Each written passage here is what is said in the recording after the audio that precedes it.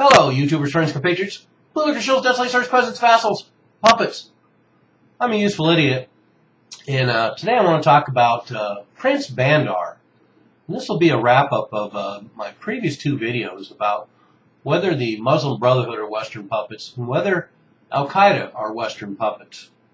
And Prince Bandar seems to be at the center of this and ties it all together.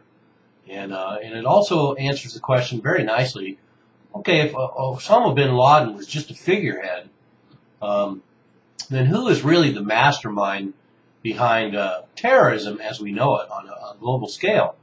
And as Professor Fate seemed to point out, I like to name names. And the name in this case is Bandar bin Sultan of the Saudi family. So let's go through his history a little bit, and then we'll get into more of the details. So he went to the Royal Air Force College in the UK in 1968, and also the Industrial College of the Armed Forces in the UK as a trained fighter pilot. And then after having an accident, he went on to get his master's degree in international public policy at the Johns Hopkins School for Advanced International Studies, and was also a lieutenant colonel in the Royal Saudi Air Force. And for the years between 1983 and 2005, he was the Saudi Arabian ambassador to the U.S. and has dealt with 5 U.S. presidents, 10 secretaries of state, and 16 different Congresses.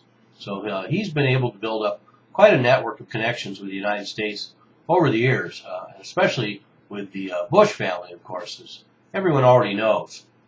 And more recently, we've seen him develop from 2005 to 2011. He was the Secretary of the National Security Council of Saudi Arabia, and more recently in 2012 he became the Director General of Saudi Intelligence.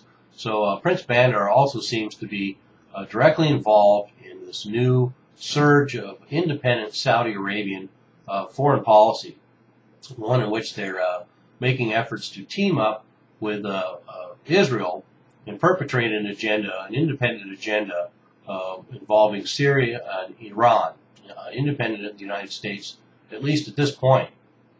And the reason why I suggest that Prince Bandar not only has a lot of connections with U.S. intelligence, which seems to be a natural conclusion if he's been involved with the Bush family since the 80s, since George Bush Sr., of course, was head of the CIA at one point. And so these connections go back, and also with the Cheney, also with Dick Cheney, the connections go far back. So this would bespeak a very cozy relationship with Prince Bandar and the United States, or at least certain United States elites. But what is his connection with the throngs, the Muslim Brotherhood, or more importantly, Al-Qaeda? Of course, now there is no relationship between Saudi Arabia and the Muslim Brotherhood, as Prince Bandar has staked out a vast financial package for the Egyptian military. And I'm sure this was arranged as part of Bandar's overall view of what should be happening in the Middle East. And the Bandar Saudi Arabian foreign policy is to support a right-wing military dictatorship in Egypt. It has a client regime and has intervened in Yemen, and has a client regime and has intervention in Bahrain.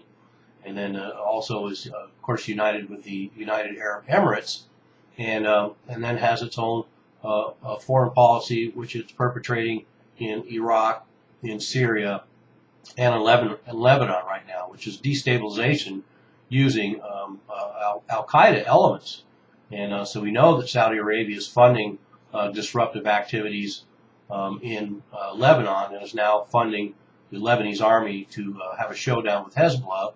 We know that Saudi Arabia is now helping to arm and creating an Al-Qaeda insurgency in Iraq, uniting with its Sunni brothers.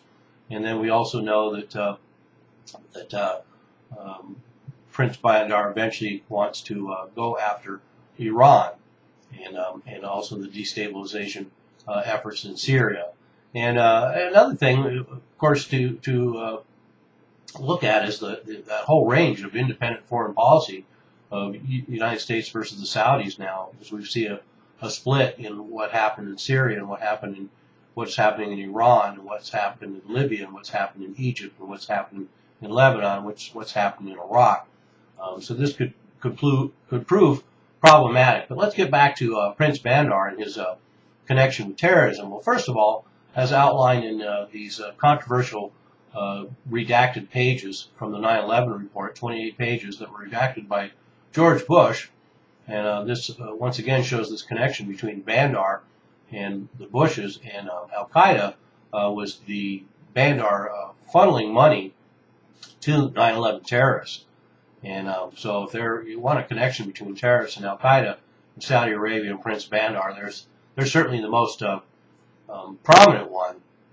And certainly Bandar has also developed a working relationship with Israel and Netanyahu now, which is an unusual development. And to get into this complexity of Bandar being at the center of what we know as Al-Qaeda now, well, first of all, we know that we have all these Al-Qaeda elements in Syria that are being funded and armed by Saudi Arabia. So that's very glaring. But we also have Bandar making threats during the discussions with Russia over changing their policy in Syria, not supporting the Assad government. Bandar actually made a promise that he could protect the Winter Olympics, and in fact said, quote, "The Chechen groups that threaten the security of the games are controlled by us," unquote.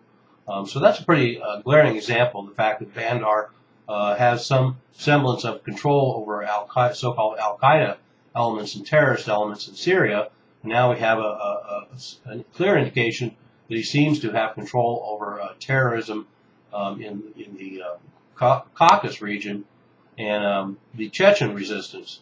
And there's a number of excellent books that cover this topic a lot more than I can here, and I recommend those, including Sleeping with the Devil and How Saudi Arabia Spreads Terrorism and Hatred of the West. But one of the reasons why this all gets very complicated, too, is that the jihadists, so-called Al-Qaeda, are also against the Saudi Arabia regime and what they represent. But as I pointed out in these previous videos, there's channels that one can go through in ways that you can control these groups by hijacking the leadership and funneling cash and arms so that the rank and file can still be on board with all their religious fervor and their thuggery, jihading in places like Syria. But the same so-called Al-Qaeda groups and terrorist groups eventually would like to go after Saudi Arabia and have made some very devastating attacks on Saudi Arabia over the years. And that's something that Saudi Arabia certainly has to fear, is resistance from below. But for now, Saudi Arabia and Prince Bandar has been able to effectively use the decades of intelligence apparatus and backroom deals in that region in order to propagate this unusual relationship. And what's also notable about a lot of these terrorist groups that are operating throughout the Middle East and Africa is it's a particular brand of Islam, Sunni Wahhabism, that is the most extreme. It seems to be the brand of terrorism that's being spread across the Middle East. So Syria is a good example of that.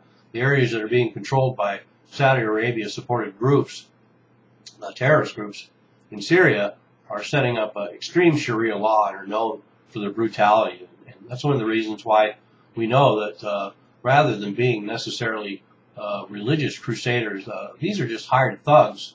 The brutality that we see throughout that region perpetrated by these terrorists and these thugs and these people associated with Al-Qaeda. And we also have to remember that Saudi Arabia's relationship in this region is pretty complex.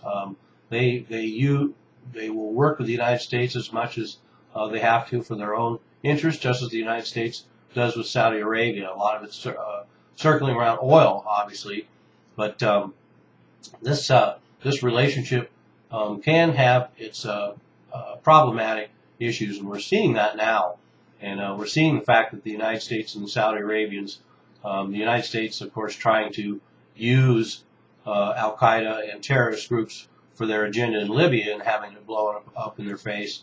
Now we have Saudi Arabia using Al Qaeda in Iraq, in Lebanon, and Syria, and we're seeing the potential for it to blow up in their face. So just the fact that these groups can be commandeered and puppets, used as puppets for destabilization in this region. That's the ultimate agenda for the United States and Saudi Arabia and Israel, is using these terrorist Al Qaeda groups for destabilization. But there is potential for a lot of blowback, as we've seen in every other situation like this. So there we have it. Prince Bandar Bin Sultan, probably the guy who's really at the center of the world terrorist network as it exists.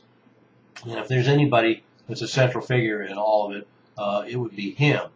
So, and I'll finish this up about Prince Bandar with a couple unusual quotes from him that are actually pretty amusing. And one other fact too, he's apparently an avid Dallas Cowboys fan, American football team. And he once described Bin Laden as he couldn't lead 8 ducks across the street, unquote.